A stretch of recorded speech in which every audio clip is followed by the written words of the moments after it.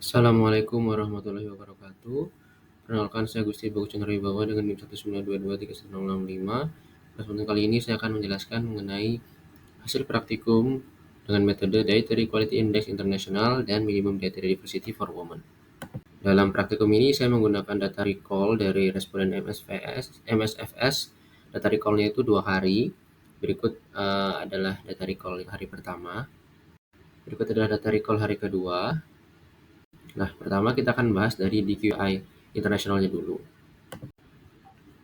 DQI internasional itu ada beberapa komponen, ada komponen variety, moderation, adequacy, dan overall balance. Yang pertama untuk variety, cara menghitungnya itu ada dibagi menjadi dua, tentang overall food variety, itu rentang skala 0 sampai 15 poin, dan varietas di dalam grup sumber protein itu dari 0 sampai 5 poin. Ada rentang-rentang prasyarat yang harus dipenuhi untuk mencapai skor tertentu. Nah, untuk mengetahui prasyarat ini, nanti hasil recall itu akan diubah menjadi persajian seperti itu. Selanjutnya untuk komponen adequacy sama, rentang skornya sampai 0 sampai 40 dengan masing-masing 8 komponen terpisah ini punya rentang skor 0 sampai 5 poin. Prasyaratnya berbeda-beda, ada yang mensyaratkan itu sajian, ada yang persen energi per hari, dan ada yang dengan RDA. Apabila pemenuhan syarat ini sampai 100%, maka per komponen itu dapat nilai 5, tapi kalau 0% itu 0. Jadi skornya itu bisa ditentukan dari persentase pemenuhan syarat masing-masing subkomponen itu. Nah, untuk komponen moderation dia tidak pakai persen, persyaratannya itu biasanya persen total energi, kemudian seperti rekomendasi intake-nya dalam miligram atau menyesuaikan. Nah, persyaratnya dalam rentang, dan per rentang itu ada skor yang dapat diperoleh dari 3, dari 6, 3, atau 0. Untuk rentang skornya sendiri, untuk keseluruhan 5 komponen ini bisa mendapat 0 sampai 30 poin, dengan masing-masing komponen dapat 6, maksimalnya dapat 6 poin. Kemudian di overall balance ini kita menghitung atau menentukan keseimbangan asupan makronutrien, karbohidrat, protein, lemak, dan keseimbangan atau perbandingan antara asupan lemak tidak jenuh, baik BUFA maupun MUFA, dengan saturated fatty acid atau lemak jenuh. Ada prasyarat yang berupa perbandingan, dan masing-masing prasyarat itu ada tingkatannya dari poin 0 atau tidak. Kalau tidak masuk dalam persyaratan ditentukan ini poinnya 0, tapi kalau ada masuk ada beberapa tingkatannya dari poin 2 sampai 6 untuk makronutrien, dan ada poin 2 sampai 4 untuk fatty acid. Oke, untuk memenuhi persyarat itu kita ubah gramasi bahan-bahan makanan dari recall 2 hari ini sudah di rata-rata, kemudian kita kelompokkan dari jenis-jenisnya. Kemudian kita cari URT-nya. Dari URT ini saya dapat dari daftar bahan makanan penukar, DBMP, serta dari kemasan makanan apabila makanannya adalah makanan kemasan. Nah, untuk perhitungan skor keberagaman, untuk kelompok makanan itu masuk kategori ada 2 kelompok makan yang tidak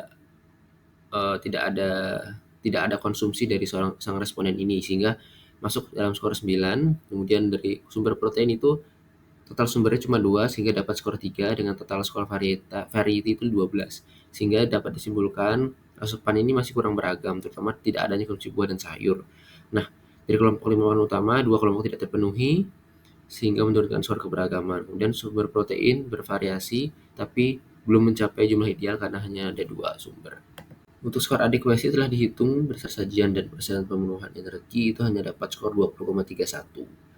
Nah, komponen kecukupan menunjukkan hasil tidak memadai pada sebagian besar kelompok pangan. Asupan buah dan sayur 0%. Kemudian asupan serat, kalsium, dan vitamin C jauh di bawah rekomendasi. Sebaliknya asupan protein dan zat besi sangat tinggi karena konsumsi ayam dalam jumlah besar. Kemudian penghitungan skor moderation itu dapat skor 9 dengan asupan lemak total, lemak jenuh, dan makanan tinggi kalori kosong seperti wafer, cookies, dan susu kental manis itu berada di atas rekomendasi sehingga mendapat skor 0 pada beberapa komponen. Kemudian natrium masih dalam kategori aman, dapat skor 6, dan kolesterol berada dalam kategori sedang. Kemudian dalam perhitungan soal overall balance, itu semua dapat 0 karena tidak ada yang seimbang. Untuk skor total DQI-nya dapat skor 41,31 yang berarti dapat kita lihat bahwa ini dilihatnya masih kurang baik, ada ketidakseimbangan dalam konsumsi seperti buah dan sayur, kemudian tingginya konsumsi makanan berlemak dan tinggi gula, serta ketidakseimbangan energi, rasio energi dan makronutrien. Perubahan pola makan diperlukan untuk meningkatkan kecukupan gizi mikro, perbaikan keseimbangan makro, dan mengurangi konsumsi makanan beresiko seperti UPF. Kemudian kita masuk ke dalam minimum dietary diversity for women, tapi karena responden merupakan laki-laki usia 20 tahun, mungkin hasilnya tidak seakurat itu. Nah, perhitungan skor MDDW dihitung berdasarkan pemenuhan keberagaman diet dari 10 kelompok makanan berikut.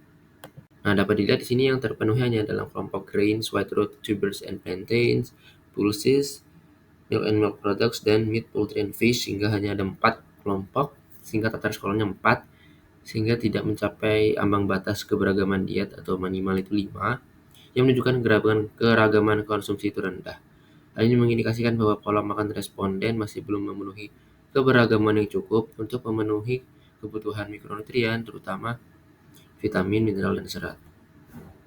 Untuk kelebihan dan kekurangan metode dari DQI internasional maupun MDDW, yang pertama untuk DQI, kelebihannya menilai kualitas secara komprehensif, menggambarkan pola makan yang beragam dan tidak seimbang, mendeteksi tingginya konsumsi lemak dan kalori kosong, terus bisa menunjukkan ketiadaan konsumsi buah dan sayur secara jelas. Kekurangannya, perhitungannya kompleks, rentan salah interpretasi jika recall tidak tepat, serta tidak merinci detail kualitas pangan, jenis minyak, teknik masak, variasi sayur, dan lain sebagainya. Kemudian untuk MDDW, kelebihannya itu sederhana, cepat, dan sensitif. Kemudian jelas menunjukkan responden berapa kelompok pangan yang dikonsumsi, kemudian mengonfirmasi kerendahnya asupan buah dan sayur, kemudian bisa selaras dengan hasil DQI. Kekurangannya tidak menilai kualitas gizi keseluruhan, tidak mendeteksi masalah konsumsi makanan manis, gorengan, atau kalori kosong, kemudian hanya fokus pada keberagaman, bukan kuantitas atau keseimbangan.